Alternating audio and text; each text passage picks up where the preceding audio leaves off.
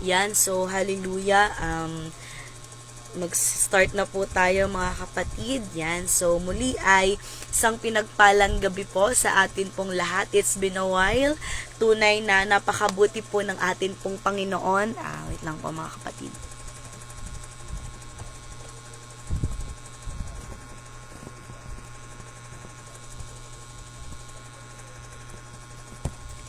So, tunay na napakabuti po ng atin pong Panginoon para sa panibagong gabi na atin pong pagbubulay-bulayan ng Kanya pong mga salita. Tonight mga kapatid is June 2. Nasa ikalimang buwan na po tayo ng taong 2026 at bagamat tunay na sadyang napakabilis po ng panahon. Sa Lunes ay pasukan na naman ng mga elementary, mga kapatid, high school, hallelujah, ng mga estudyante. Pero bagamat napakabilis po ng panahon, napakabilis po ng oras, ay nananatili po na mabuti at maganda ang plano ng Panginoon sa atin pong mga buhay.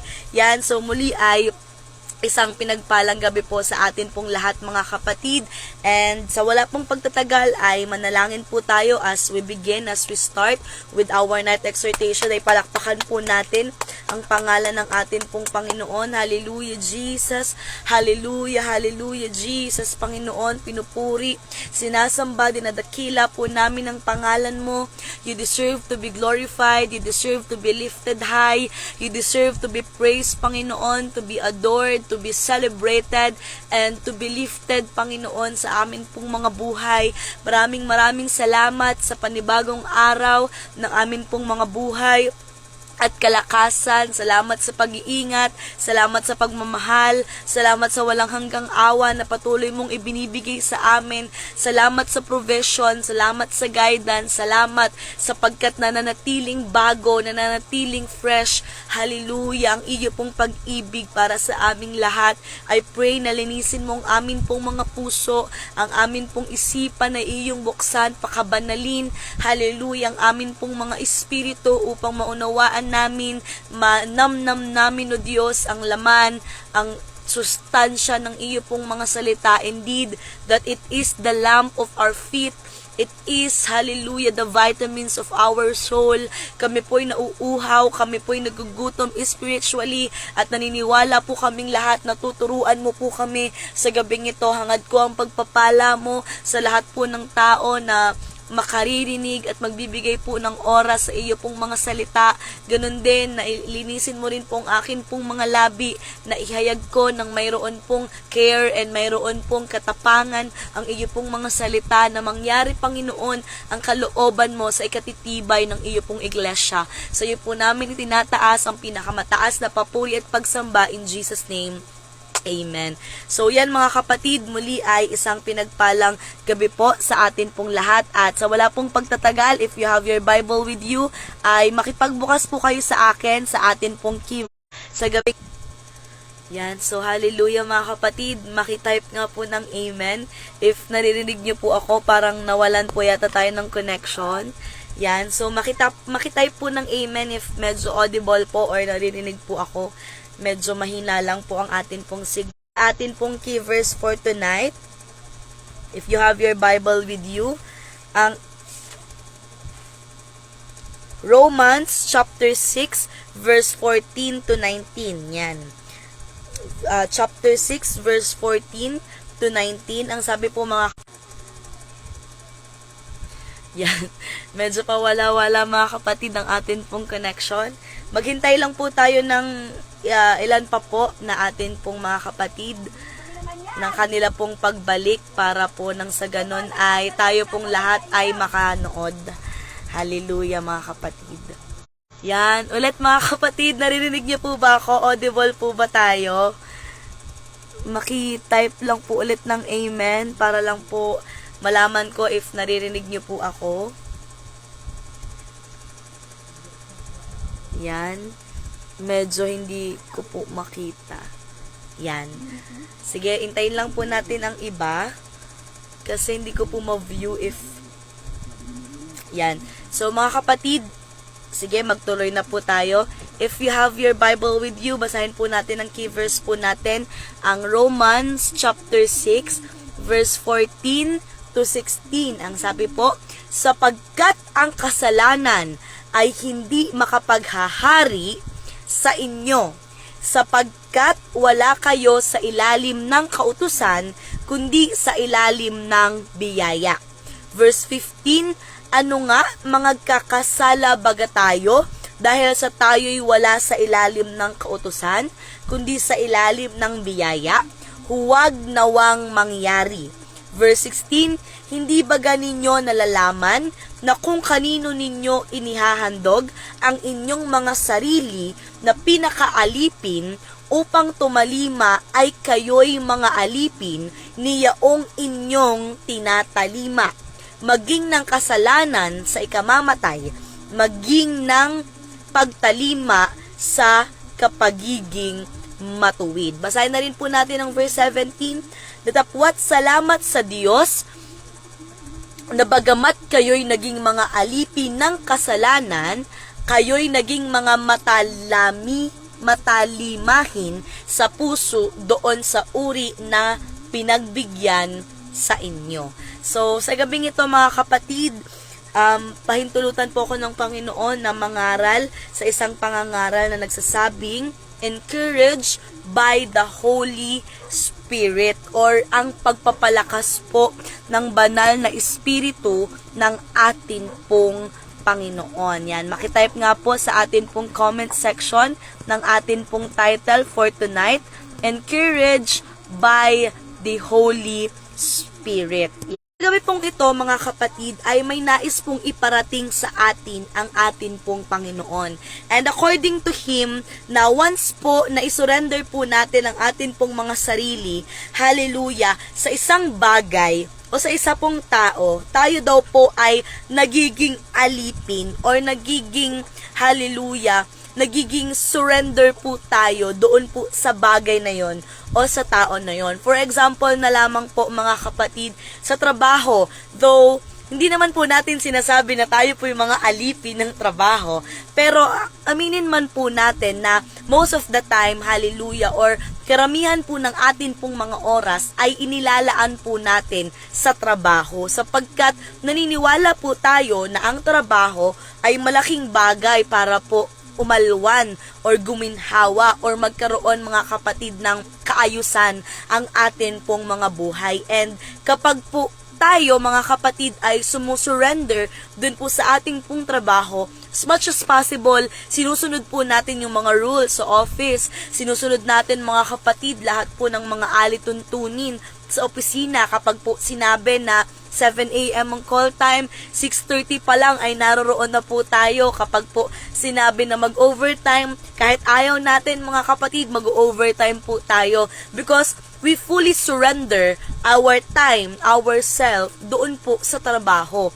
Ganon din po sa school mga kapatid, kaya po maraming mga estudyante ang kahit nakakapagod sa school, kahit marami pong mga pinapagawa ang teachers, marami mga kapatid binabayaran sa school, ay hindi pa rin po nila maiwasan na hindi po pumasok or hindi po mag-aral. Kasi nga po, we believe na kapag po nakatapos ng pag-aaral, magkakaroon din mga kapatid ng madami pong opportunities. So, meaning to say, when we fully surrender ourselves into someone or into something, we make sure, hallelujah, na ginagawa po natin or sinusunod po natin ang lahat po ng mga bagay, hallelujah, na patungkol po doon, hallelujah, sa atin pong pinaniniwalaan o sa atin pong mga ginagawa.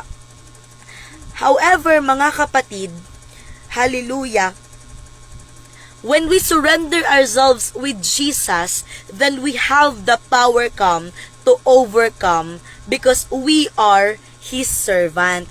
Ngunit ang kaibahan daw po mga kapatid ng pagkatawag po ng Panginoon sa atin, when we say na tayo daw po ay nag-surrender sa Diyos, basta alipin lamang ng atin pong Panginoon, or hindi daw po tayo basta tinawag lang para alipinin. Hindi daw po tayo basta tinawag lang para lang daw po, hallelujah, ay ibigay kung ano po yung atin pong makakaya. Bagkus ay tinawag daw po tayo ng atin pong Panginoon para daw po magkaroon ng power, hallelujah, na mag-break ng strongholds. Tinawag daw po tayo ng Diyos, hallelujah, para magkaroon daw po ng authority sa mga principalities. Tinawag daw po tayo ng Diyos, mga kapatid, para po maging overcomer sa napakarami pong mga bagay. Ang sabi po ni Paul, mga kapatid, na lahat daw po tayo ay patay nang dahil daw po sa kasalanan. Ngunit salamat daw po sa awa at habag ng Diyos kung bakit tayo daw, mga kapatid, ay muling nabuhay. However, following Jesus, mga kapatid, is never easy. Hallelujah. In the run, we will experience many trials and triumph. We will experience being lost and wins, mga kapatid. And most of all, we will experience pain and victory. Sa paglilingkod daw po natin sa atin pong Panginoon, hindi daw po yan straight walk. Hindi daw, mga kapatid, diretsyo ang atin pong lakad. Instead, napakarami daw pong mga obstacles, napakarami daw pong mga pagsubok na kung saan dadaan po tayo sa iba't ibang mga battles. Kumbaga, shaky ang road, mga kapatid. Meron daw pong pagkatalo at meron din daw pong tagumpay. Meron daw pong, hallelujah, kasiyahan. Meron din daw pong kalungkutan. Mayroon daw, mga kapatid, hallelujah, mayroon daw pong pagkapanalo at meron daw, mga kapatid, pagkabigo ng atin pong mga puso. Mararanasan daw po natin ang iba't ibang klase ng season kapag naglingkod daw po tayo sa atin pong Panginoon. But because of God's greatness, He give us a comforter that reach us everything that we need. Ngunit dahil nga daw po mabuti ang Diyos, mga kapatid, at alam daw po niya na kapag ang isang tao ay naging servant, kapag ang isang tao ay naging isang lingkod, hallelujah, ng isang bagay o ng Diyos, lahat daw po sa taong iyon, mga kapatid, ay susubukan. Lahat daw po sa taong iyon, mga kapatid, ay dadaan daw po sa mga test and trials. Kaya daw po, binigyan tayo ng Panginoon ng isa na mag-aaliw at papayapa po sa atin pong mga puso. Bagamat nababagbag, mga kapatid, bagamat iba-ibang season, bagamat napakarami pong mga obstacles ang atin pong pinagdaanan at pagdadaanan pa, meron daw pong isang bagay na binigay ang Diyos na makapagbibigay, hallelujah, ng comfort, makapagbibigay daw po ng kapayapaan, ng pag-aalo sa atin pong mga puso. Basahin daw po natin ang John chapter 14.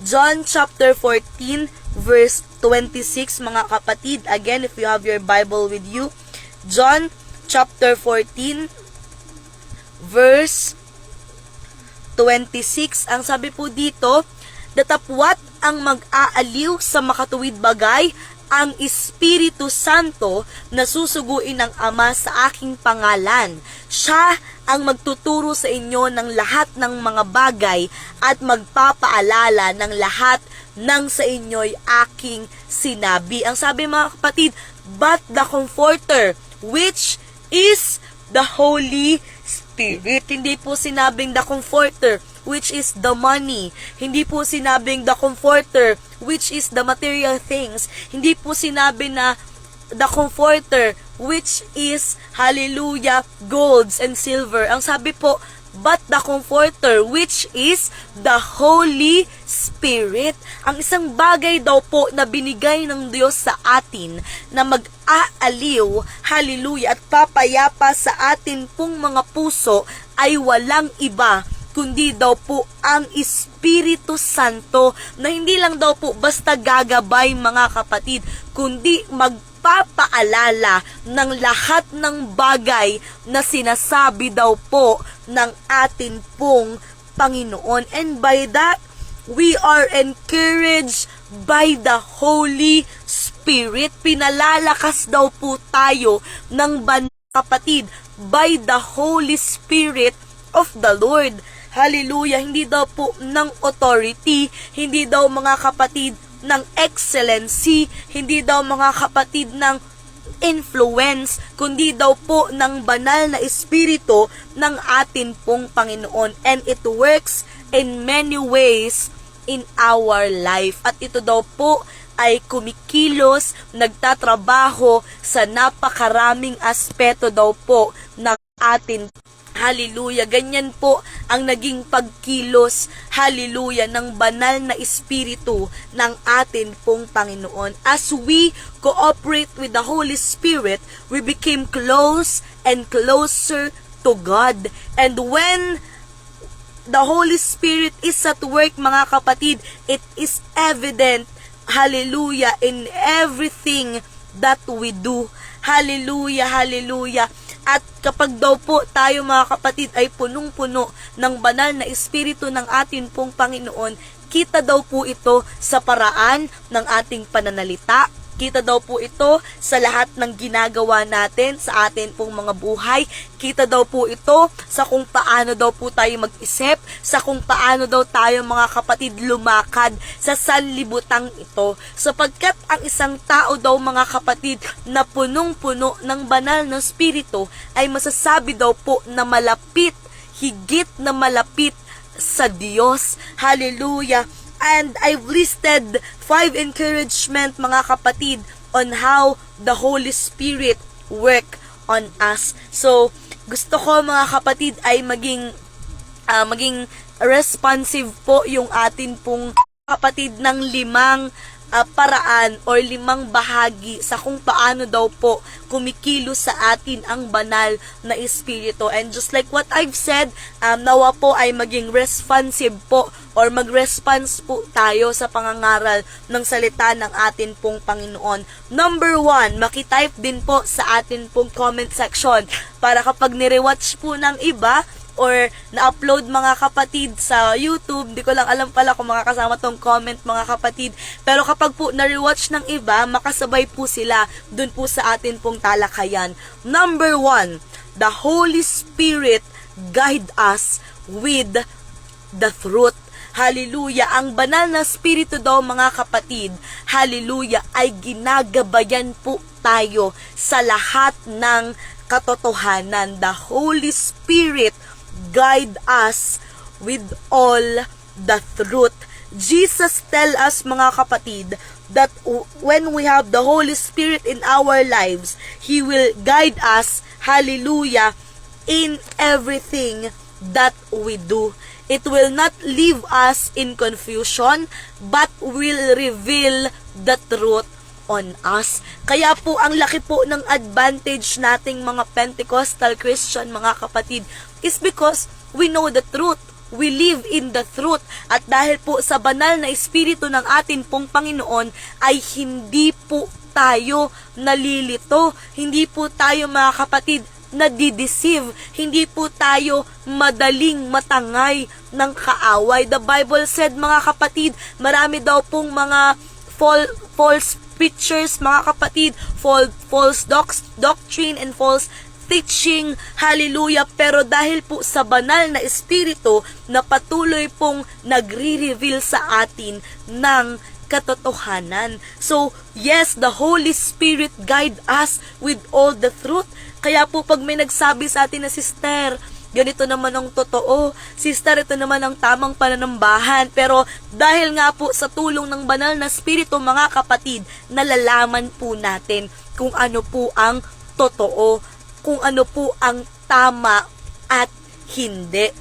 Because mga kapatid, kung babasahin po natin ang Bible, gamit ang sarili po nating isipan, we might misinterpret things. Maaaring magkamali tayo ng panghusga, maaaring magkamali tayo mga kapatid ng basa, maaaring magkamali po tayo ng interpretation.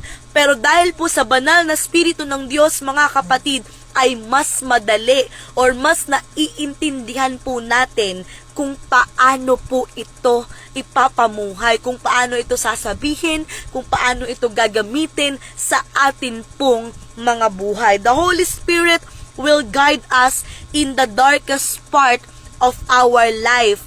Hallelujah! And after it will reveals the truth, mga kapatid, and all the people that will see. Hallelujah! Lahat daw po ng tao na makakakita sa atin ay malalaman po na ipinapamuhay po natin ang katotohanan. Malalaman daw po, mga kapatid, na ang isang tao o tayo mismo ay alam kung ano po ang katotohanan. Basahin po natin ang John chapter 16 verse 13, mga kapatid.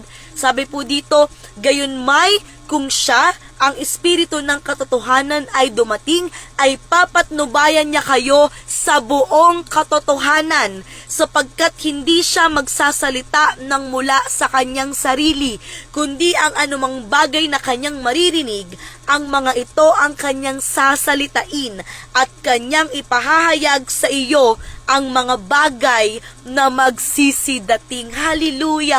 Praise be the name of the Lord. Number 1, wag po nating kalimutan, mga kapatid, the Holy Spirit guide us in all truth.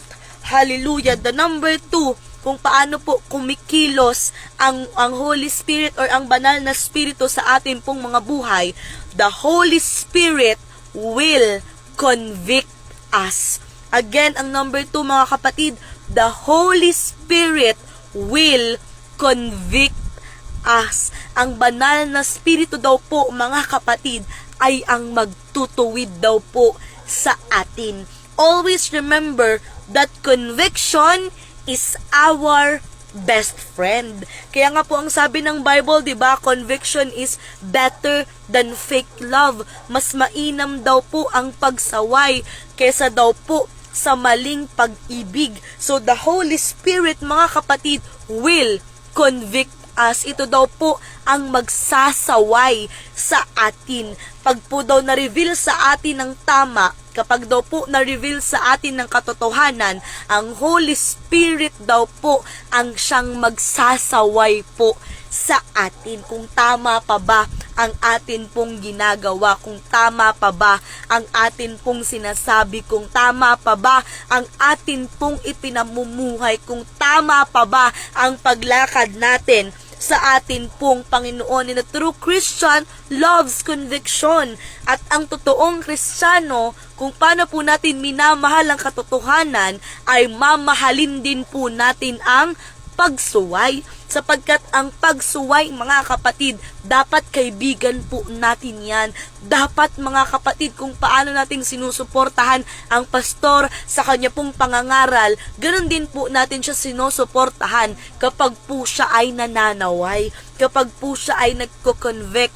At ganun din po ang banal na espiritu na kumikilos sa atin pong mga buhay, because God, mga kapatid, hates carnality and He hates all the evil doing, sapagkat galit daw po ang Diyos sa lahat po ng karnalidad ng laman. Galit daw po siya, mga kapatid, sa kasalanan. Hallelujah!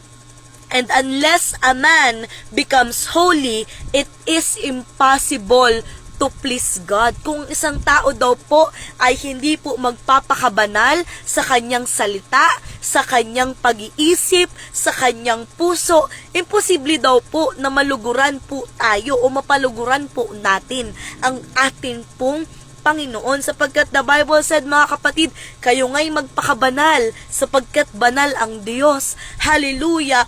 At ang Holy Spirit, mga kapatid, ang susuway po sa atin.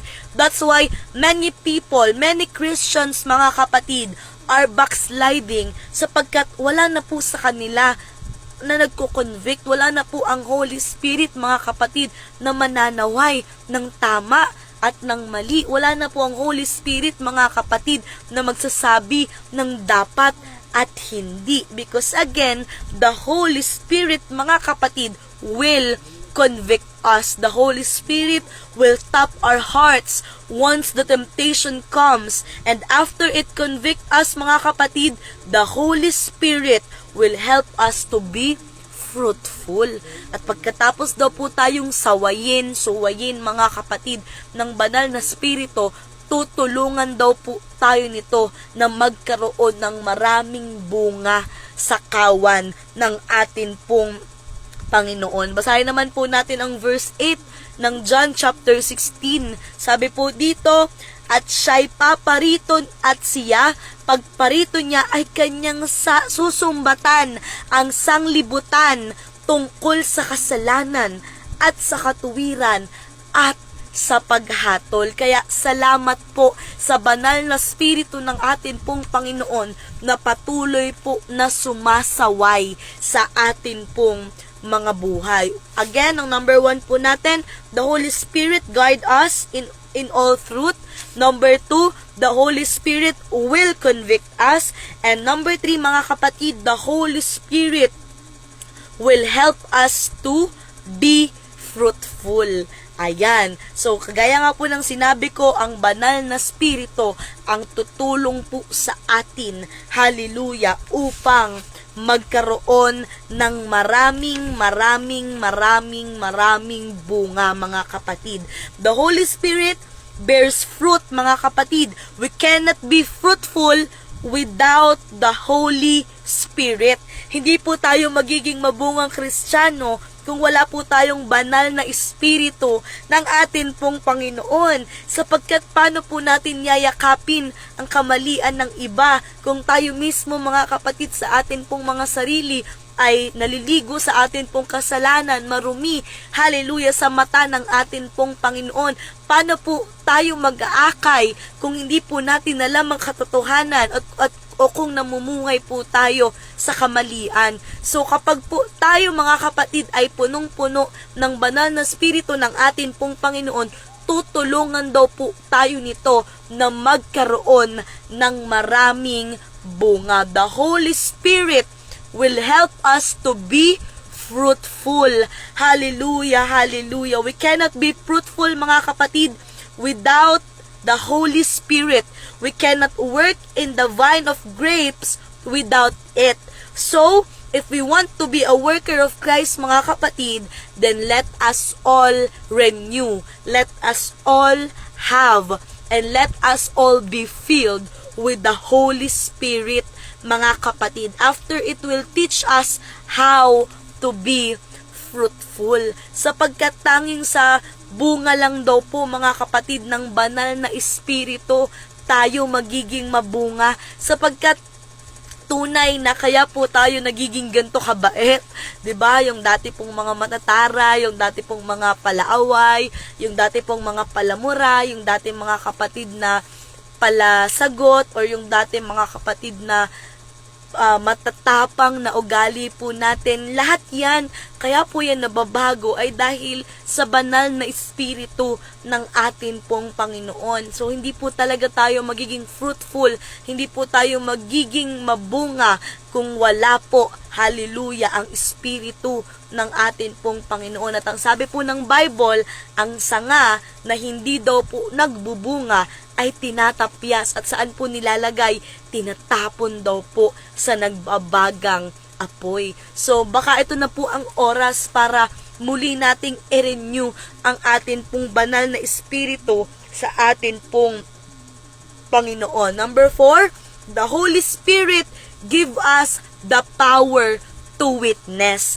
Hallelujah! The Holy Spirit gives us the power to witness. Ang banal na spirito daw, mga kapatid, ang tumutulong daw po sa atin, hallelujah, na magkaroon ng maraming testimonya patungkol po sa kabutihan at kapangyarihan ng atin pong Panginoon. The power of the Holy Spirit give us power, love, and self-discipline. Power, mga kapatid, to preach the word of God with boldness. Power to forgive with sincerity. Power to tell the truth with wisdom. And to have the self-discipline that allows us to follow, hallelujah, the law of God. Hallelujah.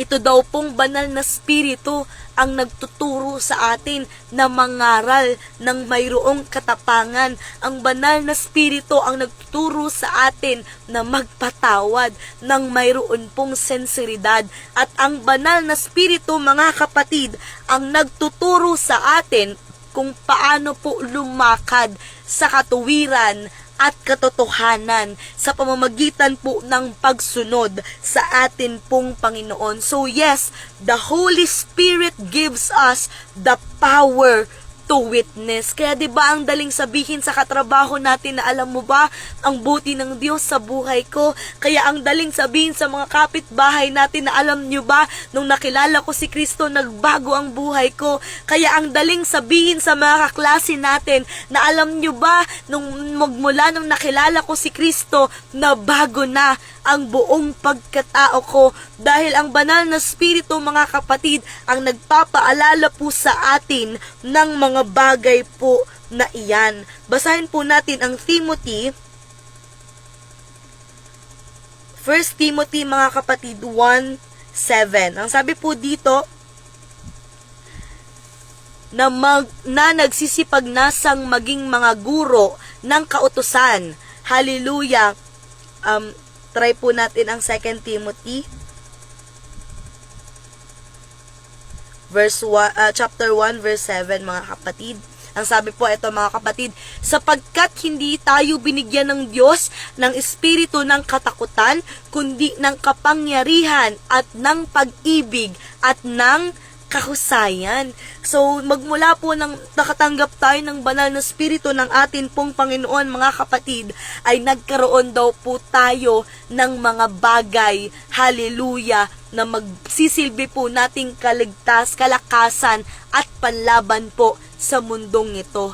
Hallelujah. And when we say self-discipline, mga kapatid, it will help us to be wise both in persecution and celebration. Gaya po ng mga basketball player, mga kapatid, every time po na magsushoot po sila ng bola, they make sure that they are focused and that no noise, mga kapatid, can distract them mula daw po sa mga audience, mga kapatid.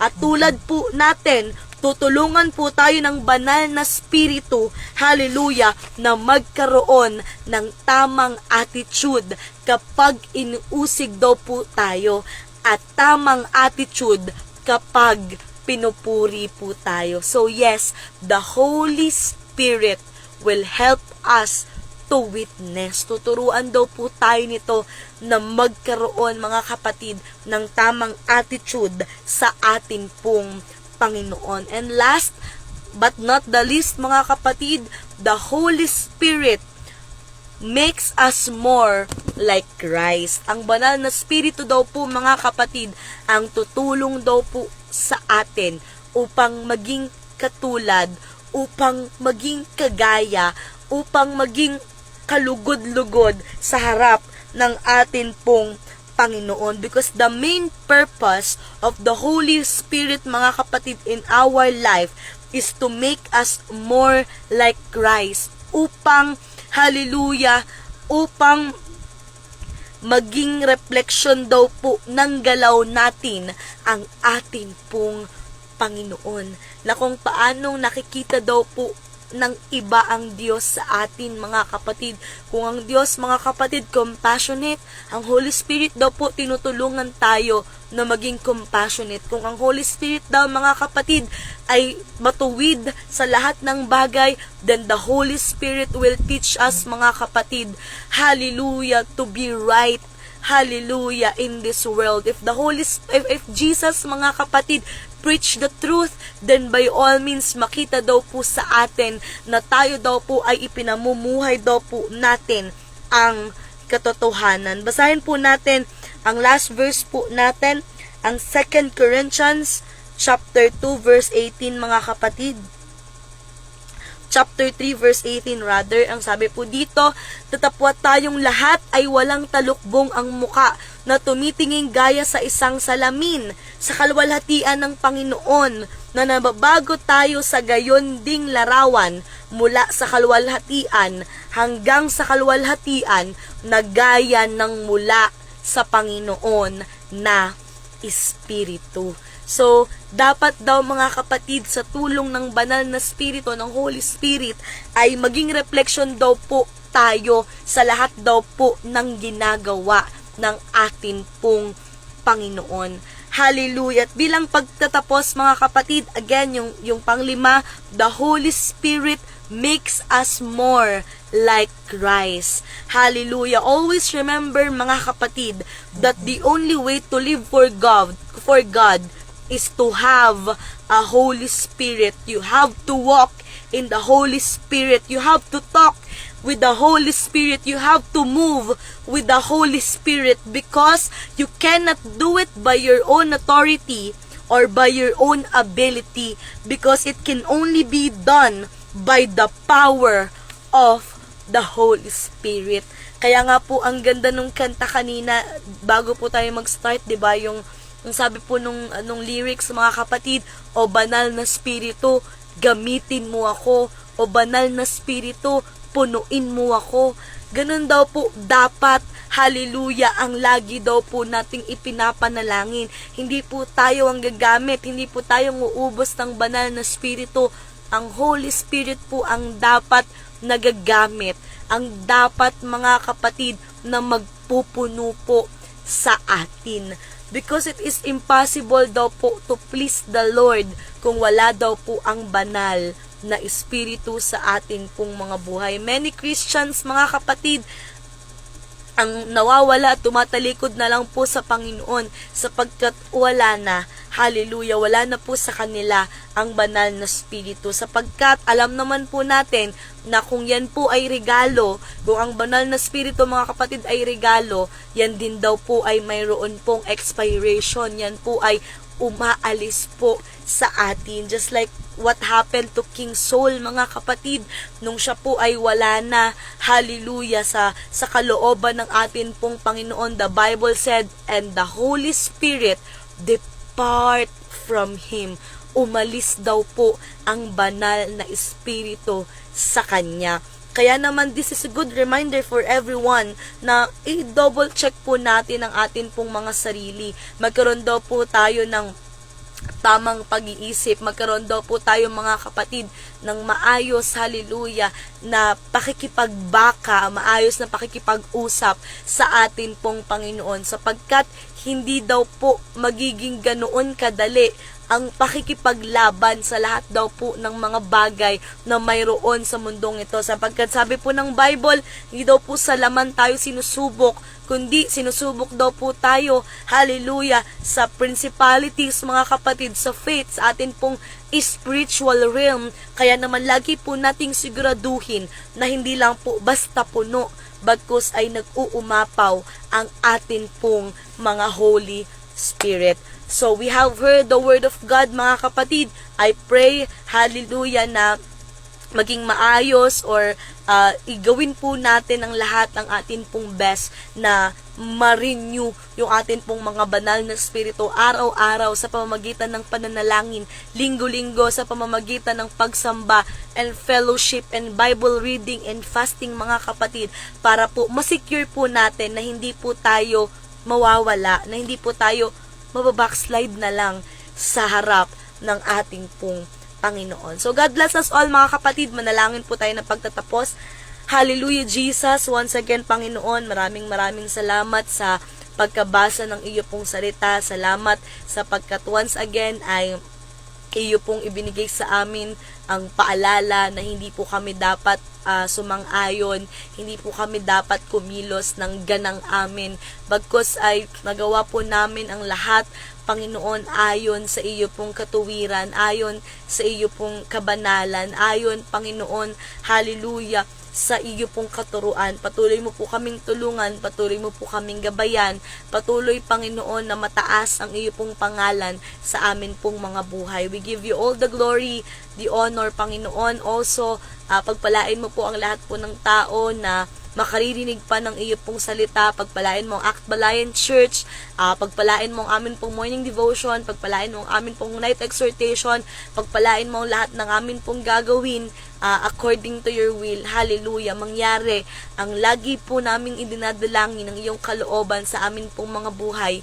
And as we rest tonight, Lord, I pray na ikaw po ang magbigay sa amin ng kapahingahan. Ikaw, Panginoon, ang magsilbi naming lakas at ikaw ang magsilbi po naming gabay sa gabing ito. Sa iyo po namin itinataas, pinakamataas sa papuri at pagsamba in Jesus' name. Amen. So, God bless us all mga kapatid. Ingat po kayo. Bye-bye po.